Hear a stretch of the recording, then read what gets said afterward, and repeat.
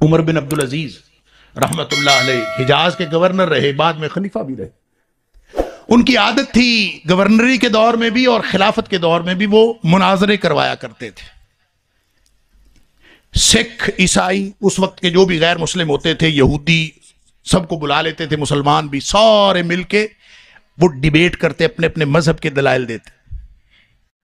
مقصد اس کا یہ ہوتا تھا، وہ مناظروں کا دور تھا، مقصد اس کا یہی ہوتا تھا کہ لوگوں کو ہدایت ملے، دلائل کا تبادلہ ہو۔ تو ایک شخص جو یہودیوں کی طرف سے مناظرہ کرنے آیا، اگلے مناظرے پہ آیا تو مسلمانوں کی طرف سے آیا۔ عمر بن عبد العزیز پوچھتے ہیں کہ تمہیں کیا ہوا؟ تم تو پچھلی دفعہ یہودیوں کی طرف سے آئے تھے اور بڑے تیز ترار دلائل دیتے تھے، تمہیں کیا ہوا؟ وہ کہتا ہے بس میں مناظر تھا تو میں ہر وقت اسی تلاش میں رہتا تھا کہ قرآن کی کوئی غلطی پکڑیں، مسلمانوں کی کوئی غلطی پکڑیں۔ وہ کہتا ہے سب سے زیادہ جو چیز مجھے تکلیف دیتی تھی اور سب سے زیادہ جس بات کا مجھے جواب نہیں آتا تھا، وہ مسلمانوں کا یہ دعویٰ تھا کہ یہ اللہ کا قرآن ہے، اس میں دنیا کے کسی کونے سے آپ قرآن اٹھاؤ، ایک لفظ کیا ایک حرف کا بھی فرق نہیں پاؤ۔ وہ کہتا تھا یہ مجھے سب سے زیادہ مسلمانوں کا دعویٰ تکلیف دیتا تھا۔ وہ کہتا میں سکیم سوچتا رہتا تھا، کوئی سکیم ایسی بنے کہ قرآن کے اندر کوئی ہم ایسی تبدیلی کر سکیں کہ ایک جگہ کا قرآن دوسرے جگہ کے قرآن سے مختلف ہو جائے۔ لہذا اس نے کہا کہ میں نے سوچا، سکیم سوچی کہ یہ جو آیات کے آخر پہ اللہ کی صفات ہے نا، یہ صفات تو حفاظ کو پتہ نہیں چلتی کہ کون سی صفت آنے والی۔ تو اس نے کہا میں نے سکیم بنائی کہ ایک طرح کی صفات کو دوسری طرح کی صفات سے بدل دیتا ہوں، ایک آیت سے صفات اٹھاتا ہوں دوسری آیت کے ساتھ لگا دیتا ہوں، وہاں سے اٹھاتا ہوں وہاں لگا دیتا ہوں، تو شروع میں کسی کو پتہ ہی نہیں چلے گا، تو آہستہ آہستہ میں یہ کہنے میں کامیاب ہو جاؤں گا کہ دیکھو وہاں کا قرآن اور ہے، یہاں کا قرآن اور ہے۔ کہتا یہ میں نے سکیم بنائی۔ سکیم بنا کے اب یہ وہ کہانی سنا رہا ہے اپنے مسلمان ہونے کی، عمر بن عبد العزیز رحمت اللہ علیہ۔ تو کہتا ہے کہ جب میں نے سکیم بنا لی تو سب سے پہلی آیت جس میں نے اللہ کی صفات میں تبدیلی کی وہ سورہ مائدہ کی آیت تھی۔ کہتے ہیں میں نے ایک بندے کو سنائی، السارق والسارق والسارقۃ فاقطعوا ایدیہما جزاء بما کسبا نکالا من اللہ، چوری کرنے والا مرد، چوری کرنے والی عورت، اس کے ہاتھ کاٹ دو، جزاء بما کسبا، یہ بدلہ اس بات کا جو انہوں نے کرتوت کیا، نکالا من اللہ، سزا ہے اللہ کی طرف سے۔ اس آیت کے آخر پہ ہے واللہ عزیز حکیم۔ وہ کہتا ہے میں نے اس کی جگہ لگا دیا واللہ غفور الرحیم، واللہ عزیز حکیم کی جگہ واللہ غفور الرحیم لگا دیا۔ اور وہ کہتا ہے کہ میں نے یہ واللہ غفور اپنی سکیم پورے قرآن کی تھی، پہلی آیت کے ساتھ اللہ کی صفات بدلی۔ دیکھ لیجئے قرآن معجزہ ہے، سبحان اللہ۔ اس نے یہ بدل کے تو کہتا ہے میں نے ایک بندے کو سنائی، مسلمان کو، تو وہ مسلمان آگے سے کہتا ہے کہ آیت صحیح کیسے ہے، میں حافظ تو نہیں ہوں، مجھے یہ بھی نہیں پتا کہ یہ آیت صحیح کیسے ہے، لیکن ایک بات کا مجھے پتا ہے کہ جو تم آیت پڑھ رہے ہو یہ غلط ہے۔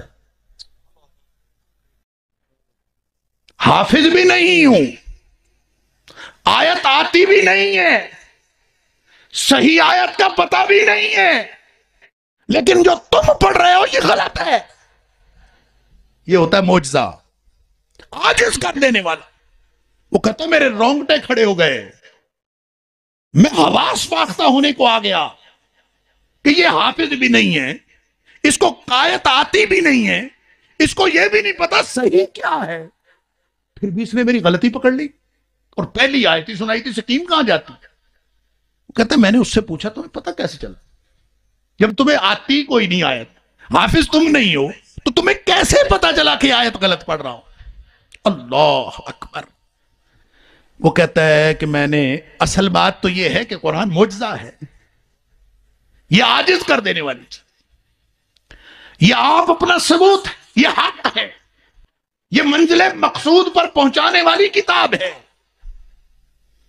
وہ کہتا ہے کہ مجھے یہ پتا ہے کہ قرآن میں جہاں کہیں اللہ کے غصے کا یا اللہ کی سزاؤں کا ذکر ہے وہاں اللہ کی صفت مغفرت و رحمت کا ذکر نہیں آ سکتا. جو آیت تم پڑھ رہے ہو اس میں سزا کا ذکر ہے. ہاتھ کاٹ ڈالو، چوری کرنے والا مرد، چوری کرنے والی عورت، اس کے ہاتھ کاٹ ڈالو. جزام بما کسبا، یہ ان کے کرتوتوں کا بدلہ ہے. نکالا من اللہ، سزا ہے اللہ کی طرف سے. تو جہاں سزا کی بات آ رہی ہو وہاں صفت مغفرت و رحمت کی بات نہیں آتی. اس لیے واللہ غفور الرحیم یہاں نہیں آتا. کیا آتا ہے یہ مجھے نہیں پتا، لیکن یہاں غفور الرحیم نہیں آتا. یہ قرآن ہے، یہ معجزہ ہے. نبی پاک صلی اللہ علیہ وسلم فرماتے ہیں وَإِنَّمَا كَانَ الَّذِي أُوتِيتُ وَحْيًا أَوْحَاهُ اللَّهُ تَعَالَى إِلَيَّ، مجھے اللہ نے یہ معجزہ دیا، اور معجزہ ہدایت کے لیے ہوتا ہے. لہذا فرمایا مجھے جو معجزہ اللہ نے دیا یہ ساری دنیا سے، سارے نبیوں سے طاقتور معجزہ ہے. فَأَرْجُو مِنَ اللَّهِ، میں اللہ سے امید رکھتا ہوں ان اکون اکثر تابعا یوم القیامہ، قیامت والے دن میری پیروی کرنے والے سب سے زیادہ ہوں. کیوں؟ قرآن کتاب ہدایت ہے، قیامت کے لیے قائم ہے. جو اس سے جڑ گیا وہ ہدایت پا گیا. یہ قرآن سیدھے منزل مقصود پہ لے جاتا ہے. اللہ. لیکن یہ ملتی کیسے ہے؟ یہ ان کو ملتی ہے. یہاں فرمایا اللہ نزل احسن الحدیث کتابا متشابہا مثانی، یہ کتاب ایسی ہے جو باہم ملتی جلتی آیات، بار بار دہرائی جانے والی آیات. اسی قرآن کو سن کر رونگٹے کھڑے ہو جاتے ہیں. کس کے؟ میرے آپ کے تو نہیں ہوتے. فرمایا اس کے لیے بھی ایک شرط ہے. کیا؟ وَتَقْشَعِرُّ جُلُودُ الَّذِينَ يَخْشَوْنَ رَبَّهُمْ، جن کے دلوں میں اللہ کا خوف ہوتا ہے ان کے رونگٹے کھڑے ہوتے ہیں. سب کے نہیں ہوتے. یہ دل میں اللہ کے خوف کا پتہ کیا مطلب ہے؟ دیکھو کوئی فکرہ ہوتا ہے نا، کوئی کلام ہوتا ہے، صاحب کلام کا جتنا روب ہو اس کی تاثیر اسی وجہ سے ہوتی، اتنی زیادہ اس کی تاثیر ہوتی. مثلا اگر کوئی شخص کہے پکڑ لو، یہاں آپ میں سے کوئی کھڑا ہو کہے پکڑ لو، اس کی کیا حیثیت ہے؟ کچھ بھی نہیں. اگر یہی بات میں کہوں پکڑ لو، کچھ بھی نہیں. اگر یہی بات علاقے کا تھانے دار کہے پکڑ لو، فرق ہے نا. فکرہ وہی ہے، لیکن تھانے دار کہے گا تو پھر اس کی حیثیت اور ہے. اور اگر یہی بات صوبے کا وزیر اعلیٰ کہہ دے پکڑ لو، اس کی حیثیت اور ہے.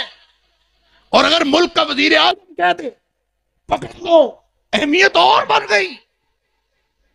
لہذا جیسے جیسے صاحب کلام کا روب بڑھتا جائے گا ویسے ویسے کلام کی تاثیر بڑھتی. تقشعر منہ جلود الذین یخشون ربہم. کبھی دل میں سوچو تو صحیح یہ کلام کس کا ہے. کبھی سوچو تو صحیح، کبھی اس کی کبریائی کا احساس تو کرو. جب یہ احساس دل میں خشیت آ جائے گی، اللہ کا رعب دل میں آ جائے گا، ایک ایک فکرہ دل کے اوپر اثر کرے، پھر رونگٹے کھڑے ہوں. لہذا نہ ہمیں کبھی یہ سوچا کس کا کلام ہے، وہ کیسے کہہ رہا ہے، کیوں کہہ رہا ہے، کس کو کہہ رہا ہے. نہ کبھی ہم نے سوچا، نہ دل میں روب پیدا ہوا، نہ کبھی ہمارے رونگٹے کھڑے ہوئے. کبھی یہ سوچ کے دیکھیں، کبھی اللہ کی خشیت دل میں بٹھا کے پھر قرآن سنیں. تقشعر منہ جلود الذین یخشون ربہم، چیلنج ہے قرآن کا. جس کے دل میں اللہ کی خشیت ہے اس کے رونگٹے کھڑے ہو جاتے. اللہ کرے کس دن رونگٹے کھڑے ہو گئے نا، بس یہ کلک ہونی ہے، پھر باقی ہدایت کا عمل آٹومیٹک شروع ہو جانا. یہ ایسا کتاب، ایسا قرآن ہے، ایسا معجزہ ہے. ایک دم کلک ہو گئی نا، فرمایا ثم تلین جلودہم وقلوبہم الی ذکر اللہ. پھر سارا کام خود ہی ہو جاتا ہے. دل بھی جھک پڑتے ہیں، جسم بھی جھک پڑتے ہیں اللہ کی یاد کی طرف. بس جس دن یہ کام ہو گیا، ذالک ھدی اللہ یہدی بہ من یشاء، یہی وہ ہدایت ہے اللہ جسے چاہتا ہے عطا کرتا. اللہ کرے ہمیں بھی وہ ہدایت مل جائے. اور یہ منزل مقصود والی ہدایت مانگا کرو۔ جب ہم کہتے ہیں نا اہدنا الصراط المستقیم، اس یہ ترجمہ نہ کیا کرو ذہن میں کہ اللہ ہمیں سیدھا رستہ دکھایا تو اس نے ہوا ہے، اللہ ہمیں سیدھے رستے پر چلا، اللہ ہمیں سیدھے رستے پر لے جا، اللہ ہمیں سیدھے رستے پر چلاتے ہوئے منزل مقصود پر پہنچا دے۔ یہ ترجمہ ذہن میں رکھا کرو۔ اور پھر یہ قرآن کیسے پہنچاتا ہے، بات لمبی ہو گئی، میں صرف 2 حدیثیں عرض کر کے اپنی بات مکمل کرتا ہوں۔ قرآن منزل مقصود پہ پہنچاتا ہے ماننے والوں کو بھی۔ یہ قرآن جو ہے نا، نبی کریم صلی اللہ علیہ وسلم نے فرمایا، سن لیجئے مسلمانوں، نبی پاک صلی اللہ علیہ وسلم مجھے اور آپ کو ارشاد فرما رہے ہیں، القرآن حجت لک او علیک، یہ قرآن تم سب کے لیے دلیل اور حجت ہے، بس فرق یہ ہے کسی کے حق میں حجت ہے، کسی کے خلاف حجت ہے، کسی کے حق میں، کسی کے خلاف۔ کیا میرا اور آپ کا قرآن کے ساتھ ایسا تعلق ہے کہ یہ قرآن ہمارے حق میں قیامت والے دن حجت بن سکے؟ اگر یہ حق میں حجت نہیں ہے تو اس نے خلاف حجت بننا ہے، اور جو حق میں حجت بن گیا اس نے جنت میں پہنچا دینا ہے، جو خلاف حجت بن گیا اس نے جہنم میں پہنچا دینا۔ اللہ اکبر۔ تفصیل کا موقع نہیں ہے، تفسیر علماء بیان کرتے رہتے ہیں، میں صرف منزل مقصود کی بات کر دیتا ہوں۔ کس منزل پہ قرآن پہنچاتا ہے؟ حق ادا کر دیا، 5 حق ہیں قرآن کے: ایمان رکھنا، پڑھنا، سمجھنا، عمل کرنا، آگے پہنچانا۔ خیرکم من تعلم القرآن وعلمہ، جو پڑھتا اور پڑھاتا ہے، سیکھتا اور سکھاتا ہے، اس سے تو بہتر کائنات میں کوئی انسان ہے ہی نہیں۔ خیرکم، جو قرآن سے جڑ گیا وہ خیرکم ہو گیا، تم میں سے سب سے بہترین ہو گیا۔ اللہ اکبر۔ قرآن بھلا کہاں نازل ہوا ہے؟ قرآن، اس کے ساتھ جڑنے والی ہر چیز عظیم ہوئی ہے۔ قرآن نبی پاک صلی اللہ علیہ وسلم کے سینہ اطہر پہ، آپ کے قلب اطہر پہ نازل ہوا، علی قلبک لتکون من المنذرین، نبی پاک صلی اللہ علیہ وسلم کے قلب اطہر پہ نازل ہوا۔ نبی پاک صلی اللہ علیہ وسلم اللہ کے بعد کائنات کی سب سے عظیم ہستی بن گئے۔ مکہ مکرمہ میں نازل ہوا، کائنات کا بہترین شہر بن گیا۔ جس رات میں نازل ہوا، کائنات کی بہترین رات بن گئی۔ جس مہینے میں نازل ہوا، کائنات کا بہترین مہینہ بن گیا۔ جو فرشتہ لانے والا تھا وہ سارے فرشتوں میں سے افضل ہو گیا۔ یعنی قرآن کے ساتھ جڑنے کی بات ہے، یہ ایسا پارس کا پتھر ہے جو اس سے جڑ گیا وہ کندن بن گیا۔ اللہ اکبر۔ فرمایا، یہ حدیث سنی ہوئی ہے نا، یقال لصاحب القرآن اقرأ وارتقی، صاحب قرآن کو کہا جائے گا، قرآن والے کو، قرآن کے ساتھی کو۔ ہم اس کا ترجمہ کرتے ہیں حافظ قرآن کو کہا جائے گا۔ سن لیجئے، صاحب قرآن قرآن کا ساتھی ہوتا ہے، حافظ قرآن بھی صاحب قرآن ہو سکتا ہے، اور غیر حافظ قرآن بھی قرآن کا ساتھی ہو سکتا ہے۔ فرق صرف اتنا ہے، جس نے زندگی میں قرآن کو ساتھی بنایا، جس نے زندگی میں قرآن کو ساتھی بنایا، قرآن ایسا با وفا ساتھی ہے، پھر یہ اس کو نہیں چھوڑتا۔ اللہ تعالیٰ نے فرمایا، قیامت والے دن یقال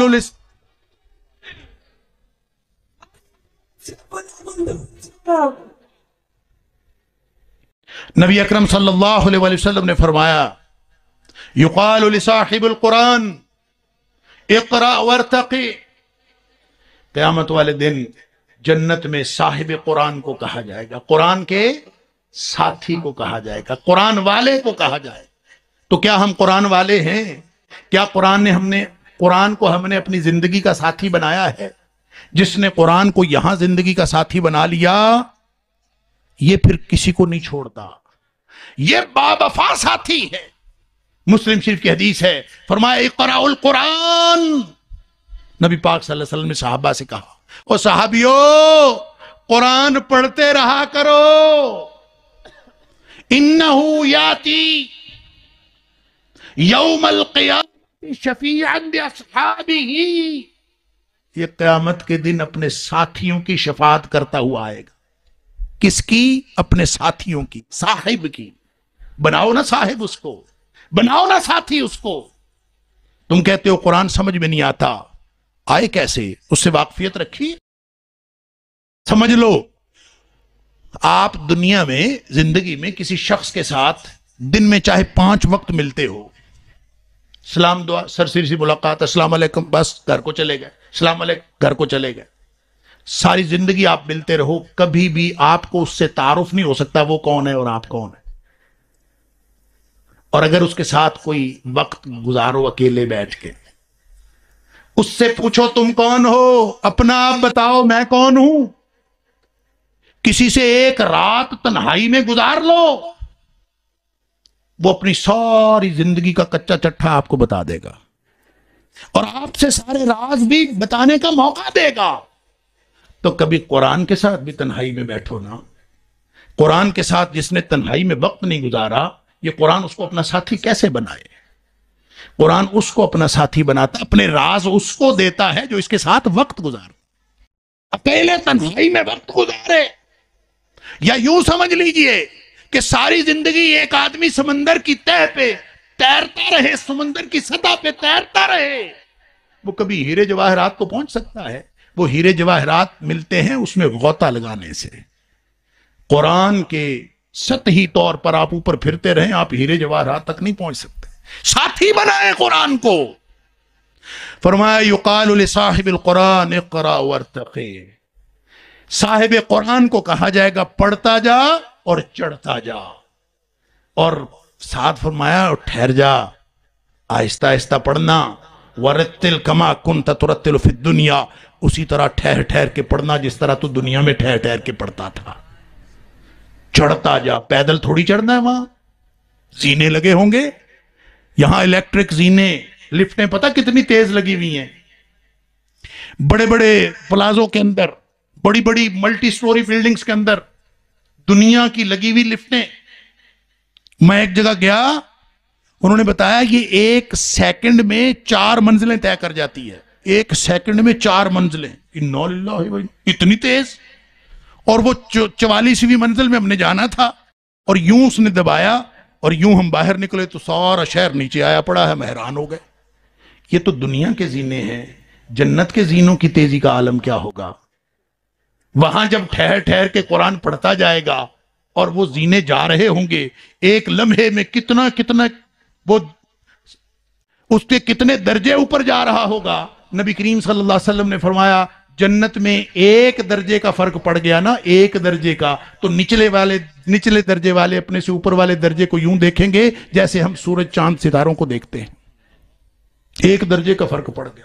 تو جب قرآن پڑھنے والا ٹہر ٹہر کے، مٹک مٹک کے، سمجھ کے، لہک لہک کے قرآن پڑھ رہا ہوگا، اور زینے، جنت کے زینے کتنے تیزی سے چڑھ رہے ہوں گے، تو اس کا مقام کتنا بلند ہوگا. اللہ اکبر. اور دوسری طرف جس نے حق نہیں دیا، بس یہ آخری حدیث سن لیجیے، اپنی بات مکمل کرتا ہوں. حق دینے والے کو کہاں مقام ملا؟ اللہ غالباً جنت الفردوس ہی ہوگا. اس لیے کہ نبی کریم صلی اللہ علیہ وسلم نے فرمایا جنت الفردوس سے اونچی کوئی جنت نہیں، اس سے اوپر بس اللہ کا عرش ہے. ساری نہریں بھی اسی سے نکلتی ہیں، لہذا اللہ سے جب مانگنی ہو تو جنت الفردوس مانگ. اللہ اکبر. دوسری طرف بخاری اور مسلم کی لمبی حدیث ہے، میں صرف مختصر کر کے آخری ٹکڑا عرض کر دیتا ہوں. نبی پاک صلی اللہ علیہ وسلم فرماتے ہیں کہ جب جنت جہنم کا یہ ماحول یہ بتاتا ہے حدیث کا کہ جنت جہنم کا فیصلہ ہو چکا ہوگا. نبی پاک صلی اللہ علیہ وسلم فرماتے ہیں میری بہت ساری امت جہنم میں جل رہی ہوگی، میں اللہ کے سامنے سجدے میں گر جاؤں گا.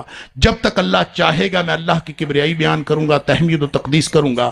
جب اللہ چاہے گا مجھے، اللہ فرمائے گا کہ اے محمد صلی اللہ علیہ وسلم اپنا سر اٹھاؤ، مانگو کیا مانگتے ہو. میں عرض کروں گا اللہ کے رسول صلی اللہ علیہ وسلم میری امت جہنم میں جل رہی ہے، ان کو نکال کے جنت میں ڈال دے. نبی پاک صلی اللہ علیہ وسلم فرماتے ہیں مجھے اللہ ایک نشانی مقرر کر دے گا، جا اس نشانی کے جتنے لوگ ہیں ان کو جہنم سے نکالو، جنت میں ڈال دو. میں ڈال دوں گا، ابھی بھی میری بہت ساری امت جہنم میں رہ جائے گی، پھر سجدے میں گروں گا، پھر جب تک اللہ چاہے گا میں اسی طرح سے اللہ کی حمد و ثنا بیان کرتا رہوں گا، پھر اللہ فرمائے گا سر اٹھاؤ، مانگو کیا مانگتے ہو، میں پھر عرض کروں گا اللہ کے رسول صلی اللہ علیہ وسلم جہنم سے میری امت کو نکال کر جنت میں ڈال دے، اللہ تعالیٰ کم تر نشانی بیان کر دیں گے، میرٹ لو ہو جائے گا، جا اس نشانی کے بھی جتنے لوگ ہیں نکال کے جنت میں ڈال۔ فرمایا میں ان نشانی کے لوگوں کو بھی جنت میں ڈال دوں گا، میری امت ابھی بھی بہت ساری جہنم میں رہ جائے۔ تیسری دفعہ پھر میں سفارش کروں گا، تیسری دفعہ پھر مجھے اذن ہوگا اللہ کی طرف سے، اور اللہ تعالیٰ میرے لیے اتنی چھوٹی نشانی بیان کر دیں گے، مقرر کر دیں گے کہ مجھے لگے گا کہ اب تو میں ساری امت کو نکال لوں گا۔ لیکن فرمایا کہ جب میں اس نشانی کے لوگوں کو بھی نکال لوں گا تو میری امت ابھی بھی جہنم میں رہ جائے گی۔ اللہ، 3 دفعہ نبی کریم صلی اللہ علیہ وسلم کی شفاعت کے بعد بھی فرمایا یہ بھلا کون رہیں گے؟ فرمایا ما باقیہ، اب کوئی نہیں بچے گا الا من قد حبسہ القرآن، اب وہ بچیں گے جن کو قرآن روک لے گا کہ یہ میرے مجرم ہیں، اے حبیب صلی اللہ علیہ وسلم آپ کی شفاعت بھی ان کو فائدہ نہیں دے سکتی۔